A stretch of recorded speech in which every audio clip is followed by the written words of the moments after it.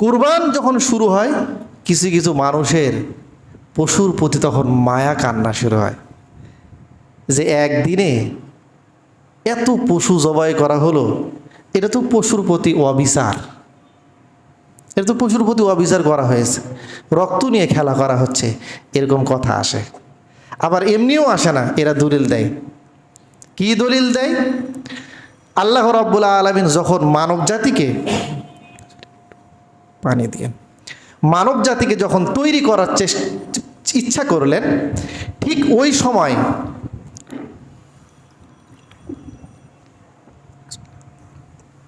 সময় ফেরেশতারা আল্লাহ পাককে নিষেধ করেছিল, আল্লাহ আপনি মানব জাতি তৈরি করেন না। কেন? তার কারণ হলো আতাজআলু ফিহা মান ইউফসিদু ফিহা ওয়া ইয়াসফিকুদ দিমা ওয়া নাহনু নুসাব্বিহু বিহামদিকা ওয়া নুকদ্দিসু লাকা।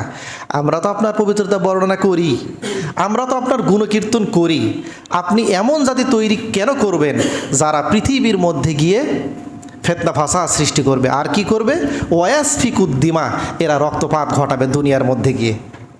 এজন্য এরা যেন পৃথিবীতে রক্তপাত ঘটাতে না পারে, এটা খুব গর্হিত কাজ, খারাপ কাজ, এজন্য আপনি মানবজাতি তৈরি করেন না। এই কথা কি ফেরেশতারা বলেছিল? কথা বলেন, বলেন নাই? বলেছে।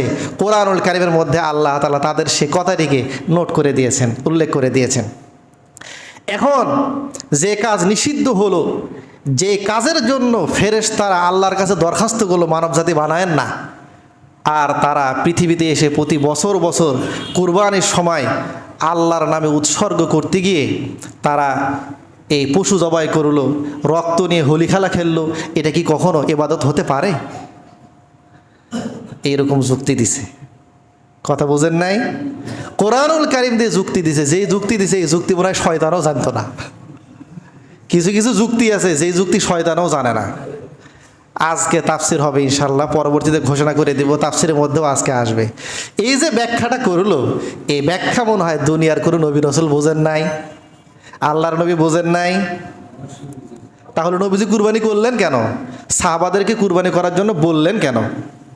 কুরবানির এত সওয়াব ফাজাইল বর্ণনা করলেন কেন? তারা মনে হয় বোঝে নাই, আমরা কোরআন কারীম বুঝে ফেলেছি। নাস্তিকরা এরকমই বোঝে। দেখুন, একটা সহজ একটা বিষয় আপনাদের বলি, কতগুলি যে কুরবানি বাংলাদেশের মধ্যে হয় তা তো আর আমরা পরিসংখ্যান করে বলতে পারবো না।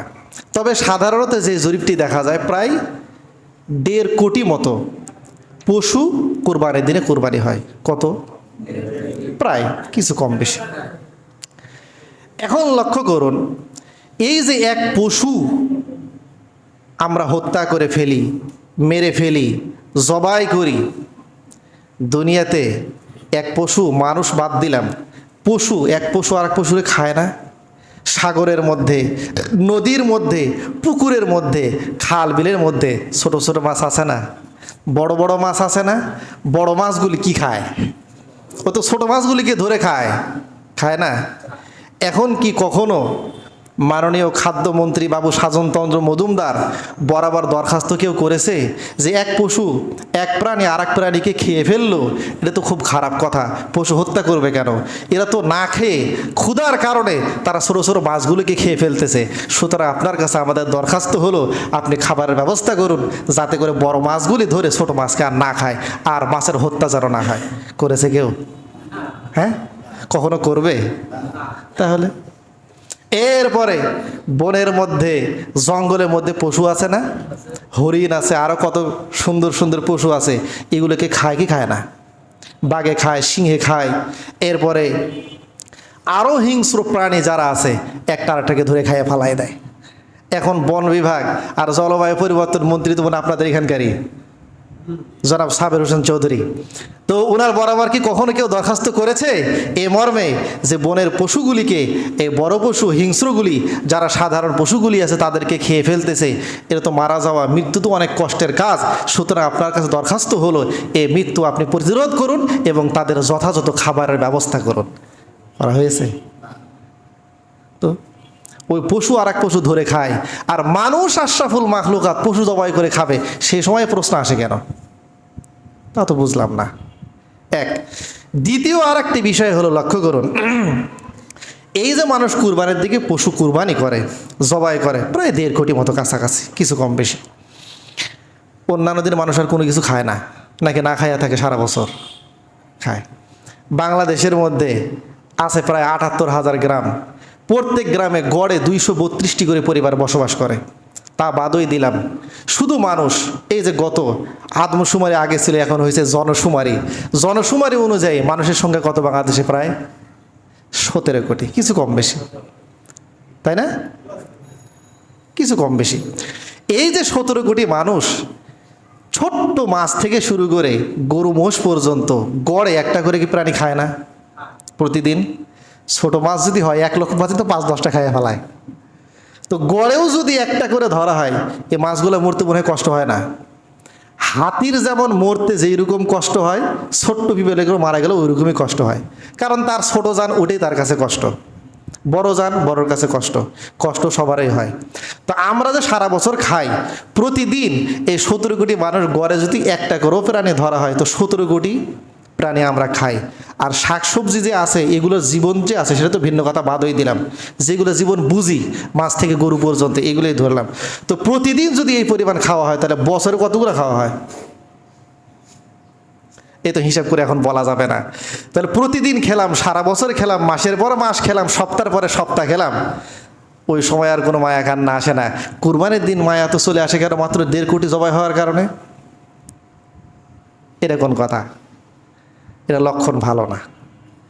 এর অর্থ হচ্ছে পশুর প্রতি মায়া দেখিয়ে মানুষদের ব্রেনকে, মানুষদের মস্তিষ্ককে ব্ল্যাকমেল করে, সরিয়ে, নষ্ট করে মানব জাতির শ্রেষ্ঠ যে একটি ইবাদত ছিল, অন্যতম সওয়াবের কাজ কুরবানি, এর থেকে মুসলিম জাতিকে সরিয়ে রাখতে চায়।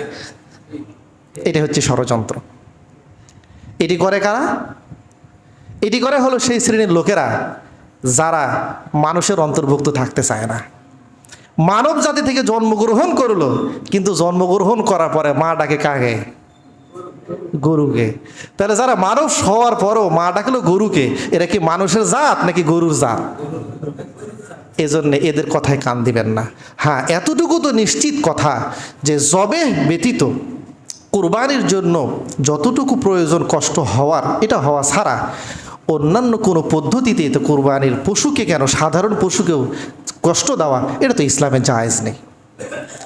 হ্যাঁ, স্বাভাবিক তো কষ্ট হবেই, বাজারে নিয়ে আসা, বাড়িতে নিয়ে আসা, কিন্তু আসার পর থেকে নিয়ে কুরবানি হওয়ার আগ পর্যন্ত কুরবানি ছাড়া অতিরিক্ত কোনো কষ্ট, এটি আমাদের পক্ষ থেকে কখনোই কাম্য নয়। এটা মাকরুহে তাহরিমি, গুনাহ হবে। এজন্য খাবার দাবারের থাকার জায়গা, এরপরে হলো এমনকি কুরবানির সময়ও নবীজি বলে দিয়েছেন, ইন্নাল্লাহা কাতাবাল ইহসানা আলা কুল্লি শাইইন, আল্লাহ তাআলা সকল বস্তুর উপরে ইহসান করা, অনুগ্রহ করা, দয়া করা ফরজ করে দিয়েছেন।